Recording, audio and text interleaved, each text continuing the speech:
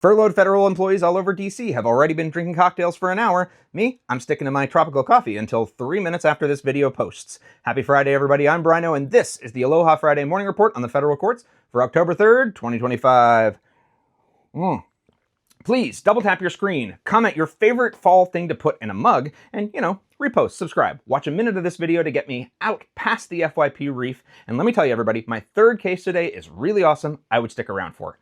All right, you ready? Let's do this.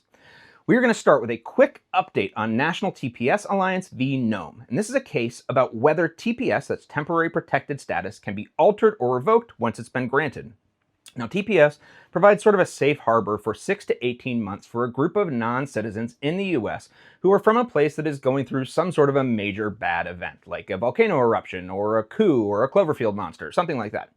And the judge in this case has allowed some citizens of a few extra countries to join this lawsuit. So citizens of Nepal, Nicaragua, and Honduras are now certified members of the class action and will, from what I can tell, also be included in the preliminary injunction protecting the rest of the class. So that is particularly good news for Nicaraguans who were protected under a parole program until a couple of weeks ago. So this is a nice backup for them. So good news for those guys.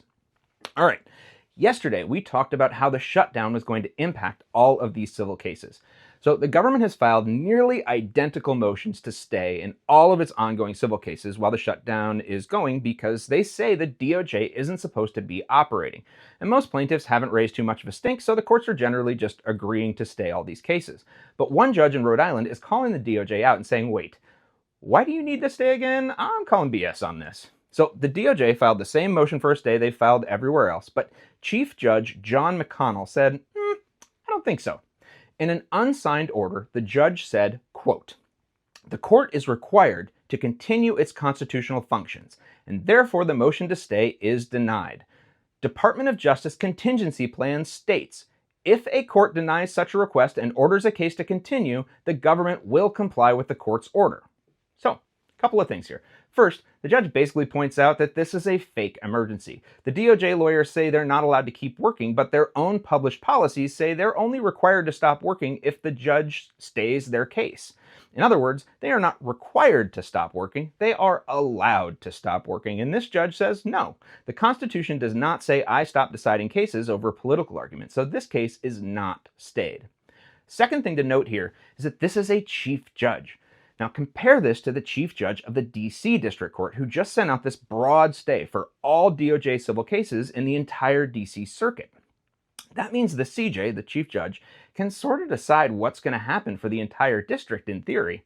And at least so far, this judge in Rhode Island hasn't said anything about how the other Rhode Island judges should decide their motions in their own courts.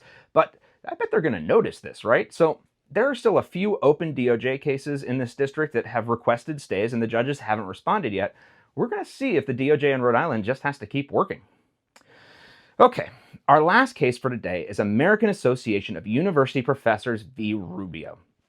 And I need you guys to stick around for this one. This is a really good way to start your weekend. So there are some really great quotes in this case. I'm going to start with one of them from near the end. So first, the judge quotes Ronald Reagan, the man who appointed him to the federal bench 40 years ago. And he says, "Freedom is a fragile thing, and it's never more than one generation away from extinction. It is not ours by way of inheritance. It must be fought for and defended constantly by each generation, for it comes only once to a people."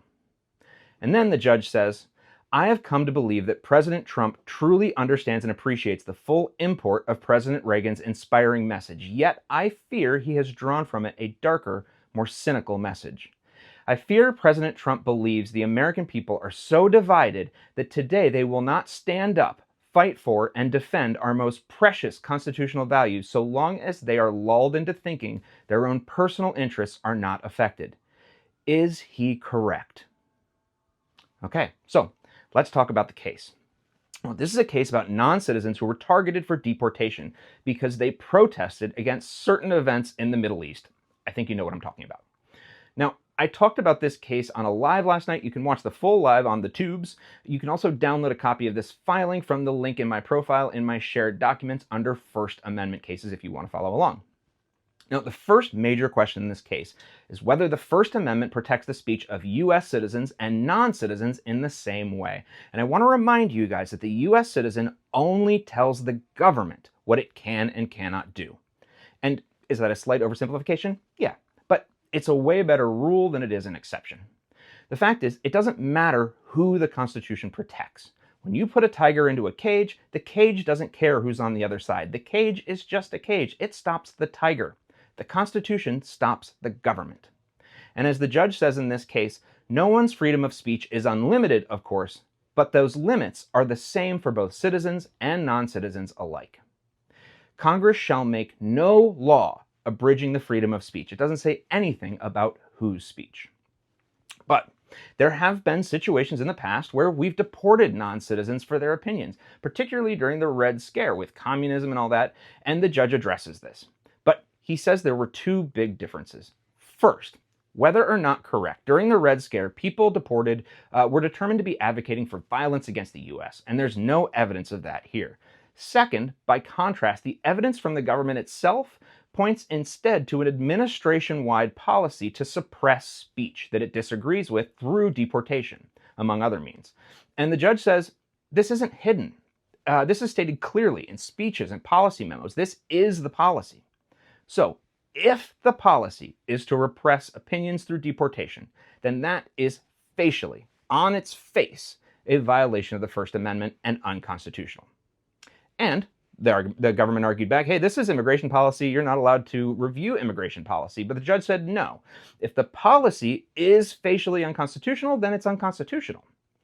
But even if you guys were smart enough to craft the wording so that the exact official policies don't clearly violate the Constitution, the problem is that your actions, deporting people for their viewpoint, does violate either those policies or the Constitution itself. It's got to be one or the other. If you're deporting people for their non-violent opinions, then you're either following an unconstitutional policy or you're violating the Constitution and your own policy. Either way, no, you can't do this. In America, we defend the right to have an opinion, and the government is not allowed to choose that opinion for you. And then the judge puts a bow on this whole thing, and this is where you really need to pay attention, guys. This is important. Because way back in June, someone sent an anonymous card to the judge's office. It was handwritten, and the judge scanned a copy of this card and opened this filing with this handwritten note. He puts it right here on the cover. And the note says, "Trump has pardons and tanks. What do you have?" Well, the judge decided to respond. And this 161-page document is his response, but he starts by addressing the writer of the card directly. He says, "Dear Mr. or Ms. Anonymous, alone, I have nothing but my sense of duty. Together, we the people of the United States, you and me, have our magnificent Constitution. Here's how that works out in a specific case." And then he presents this case. This is his answer to the question, right here. And at the end, right here, he addresses the card writer again. He says, "I hope you found this helpful. Thanks for writing. It shows you care. You should. Sincerely and respectfully, Bill Young. P.S. The next time you're in Boston, stop in at the courthouse and watch your fellow citizens, sitting as jurors, reach out for justice. It is here, and in courthouses just like this, both state and federal, spread throughout our land, that our Constitution is most vibrantly alive. For it is well said that where a jury sits, there burns the lamp of liberty." Okay. With that, we wrap up another week and another Aloha Friday. Manuia leaso, everyone. Mahalo and fa'afatai for watching. Please keep Judge Young's words in your mind over this weekend, and I will see you next week. Aloha and talofa.